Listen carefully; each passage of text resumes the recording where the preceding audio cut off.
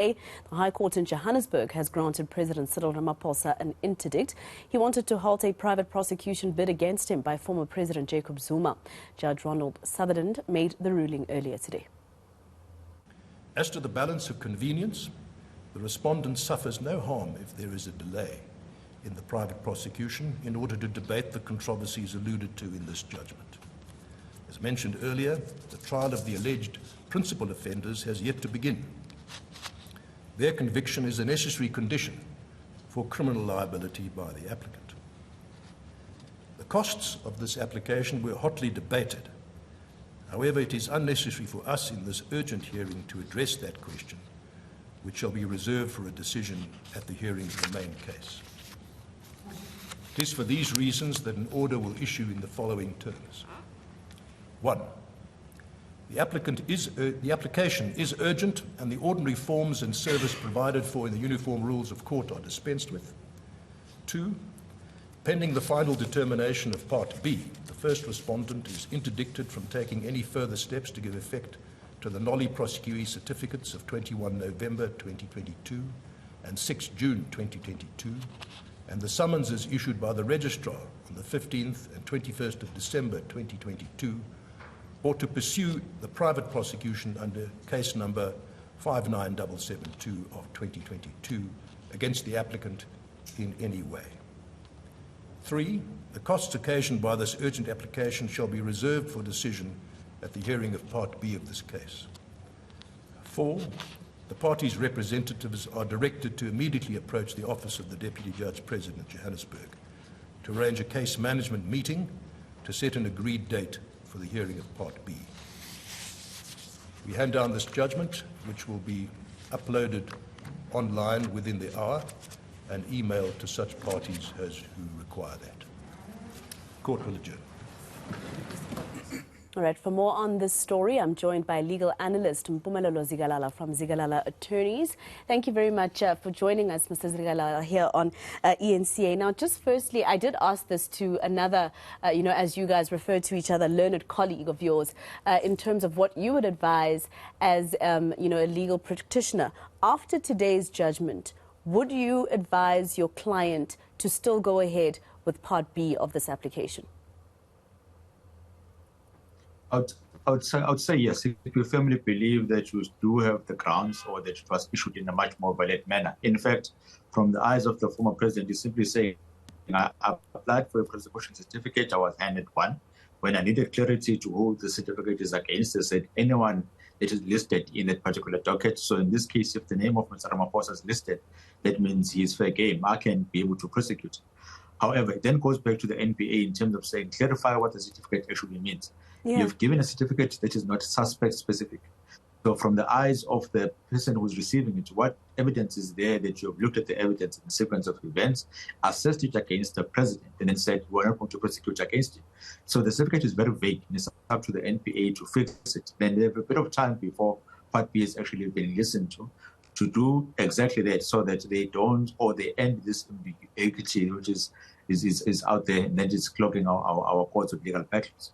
Because then you run the risk of even Judge Sutherland and the other two judges in the bench then being added for prosecution in this nulla prosequi certificate. And that was my next question in terms of the National Prosecuting Authority and how it worded this particular certificate, where it basically said anyone could be attached to the private prosecution.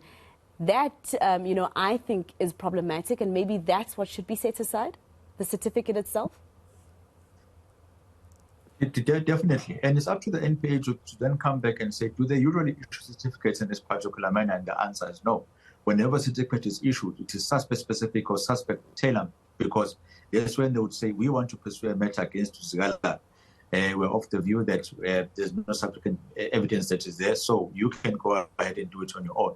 Now, to issue a blanket certificate is actually the abdicating of your powers as the NPA to private individuals. You can't have that perspective or particular motion taking place, which is why I wondered all this time, why didn't the NPA withdraw the certificate which was issued, reissue fresh certificates with conditions that can be attached? They are enabled by the Criminal Procedure Act. If you look at the Section 8 up until 18, if I'm not mistaken, it's very clear. It says that the absolute power rests with the NPA to issue this certificate and also to adjust conditions. And such conditions may be, we can withdraw it at any particular point in time and reissue new ones to make sure that it is very clear as to where your powers start and where actually do they end.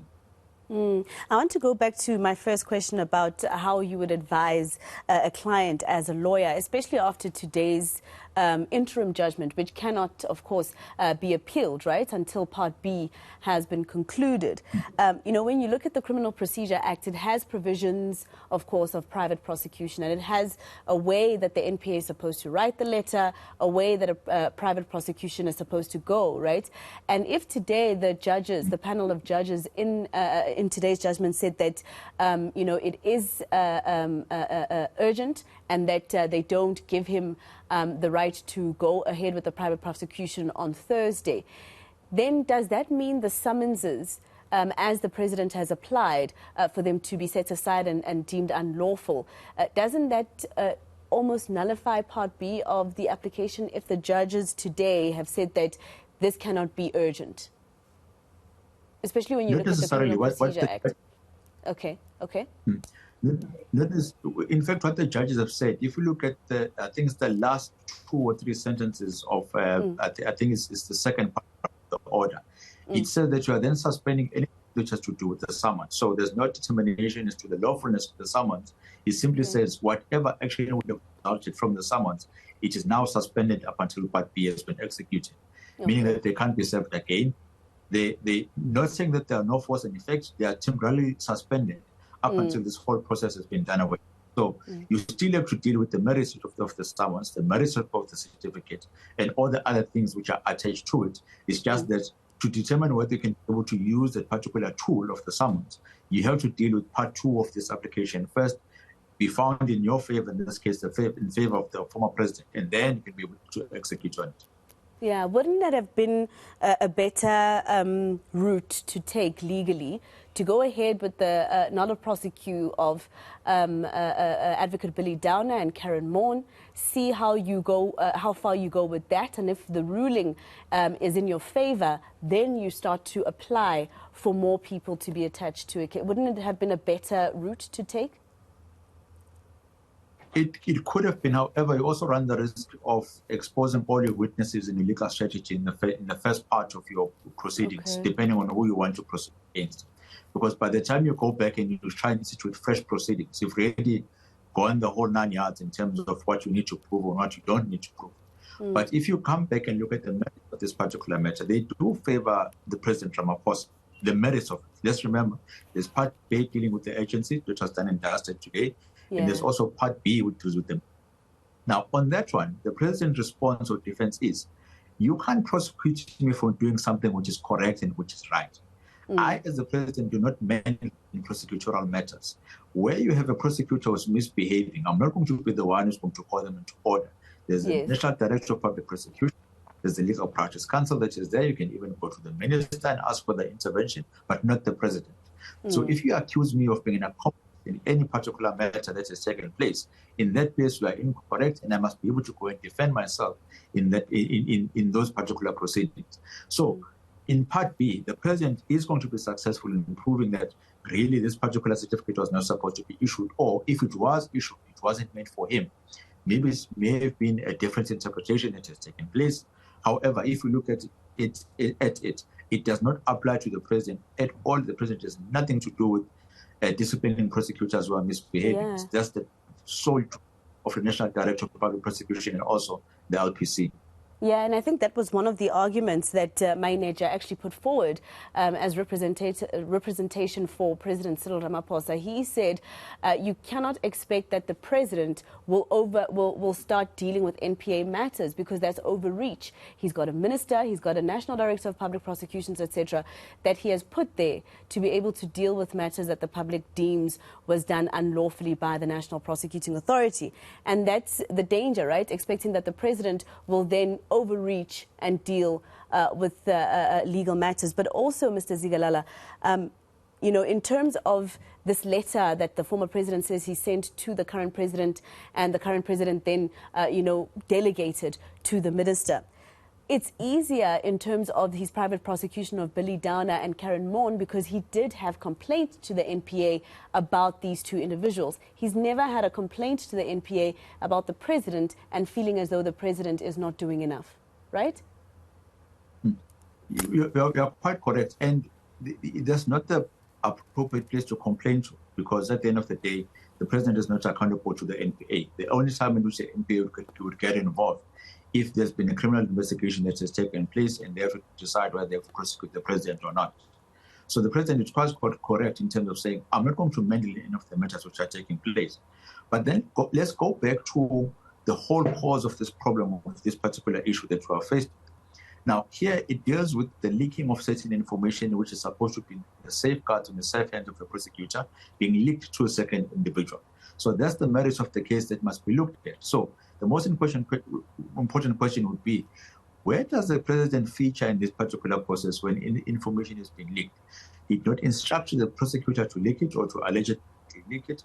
There's no other information which is there, which then persuade the president that he is indeed involved in this particular matter. So if you look at it, if you look at part B of the application or what the president has been called to do, he has really nothing to do with this particular. You must then take a step back and then say, who caused or who opened this loophole so that the president is then having to answer in all these frivolous allegations which are faced by him? It is the NPA, because the NPA that issued a certificate which is ambiguous. So it's supposed to be the NPA which is supposed to fix it, which is why I stated in my earlier sort of analysis in terms of saying, for me, I would have said on the basis of agency against Mr. Zuma, you don't have agency. However, if the agency was directed to the NPA, then I would say you do have it because they are the cause of the issue. Without them, we wouldn't have the which is taking place in court today. So ask the NPA to get its house in order so that you can be able to move on and be able to defend it in matters in which they can come out a later stage. Because what the court has done today indirectly, they have said, if you receive summons today that you must appear in court next week, Friday, you have absolutely right to go to court and say that you are going to suffer irreparable harm because your rights, as per the Constitution, are going to be infringed. And unless they can be able to prove in letter part B that these particular crimes that you are facing are quite serious and they can be proved in court, only then you must go and appear in court. That's not how things are supposed to be done. That's why we have Section 36 of the Constitution, which is the limitation of rights, because it was clear from the drafters of the Constitution that at some point in time, your rights are going to be infringed or the weight of your rights are going to be reduced. So in order to do that, there must be a careful balance of saying, what type of harm are we going to suffer? Even on the principles of agency, the courts have been very clear. The harm that you're going to suffer is irreparable. So they do concede that you are going to suffer harm, but that particular harm must be irreparable. In this case, there's no irreparable harm which was proved by the president. There's also other alternative dispute mechanisms which are available to the president that he can be able to use, as he's going to use in a few weeks' time. So I didn't really understand as to where was the agency in this whole part. In this particular part. Well, thank you so much, Mr. Zikalala, for speaking to us and giving us your analysis. Maybe the application from either the respondent or the applicant in this case should be an application to set the certificate aside, but I wonder if that will give the NPA the ability to write another certificate, or does it mean the former president needs to reapply for a nulla prosecute? It's going to be quite interesting. Thank you very much for speaking to us. Mpumelelo Zikalala from Zikalala Attorneys in KZN.